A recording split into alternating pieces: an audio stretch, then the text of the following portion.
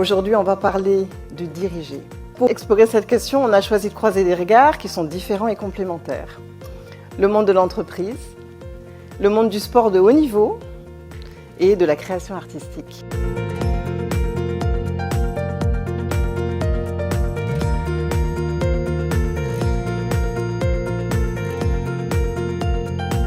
Qu'est-ce que diriger signifie pour vous ?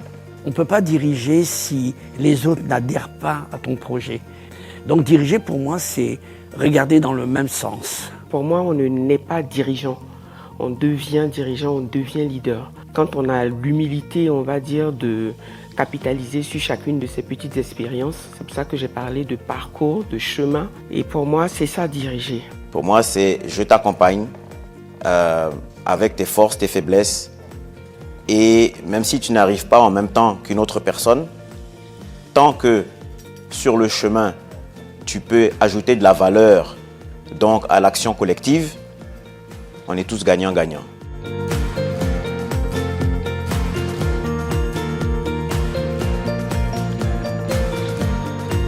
La question qui me revient pour Rosemonde, pour Franck, comment vous intégrez dans l'art de diriger, comment vous intégrez la résilience ?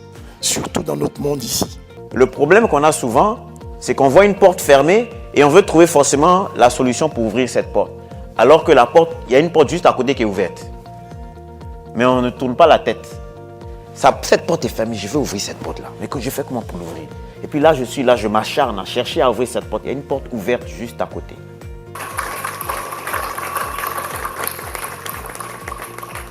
J'ai été très heureuse de participer à ce premier panel de l'année 2026. J'avoue que ça fait toujours plaisir de partager ces expériences, de pouvoir enrichir les uns et les autres. Et je peux dire même qu'au travers des questions du public, j'ai été également enrichi. J'ai été également enrichi par les deux autres panélistes, Abbas et Maître, que je remercie très sincèrement pour la qualité, on va dire, de leurs prestations.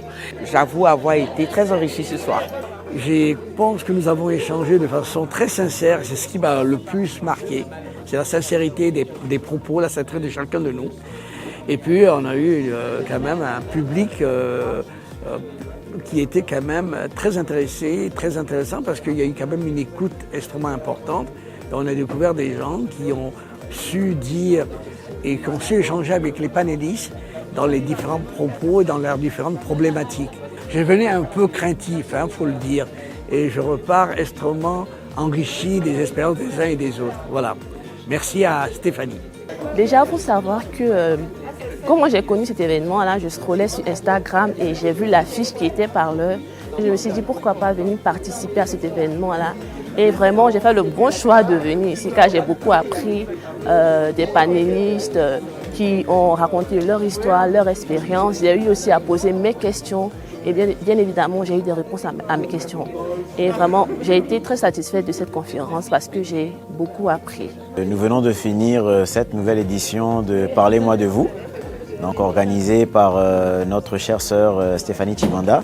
C'est toujours un moment convivial, un moment d'apprentissage avec des panélistes de qualité, un public vraiment engagé.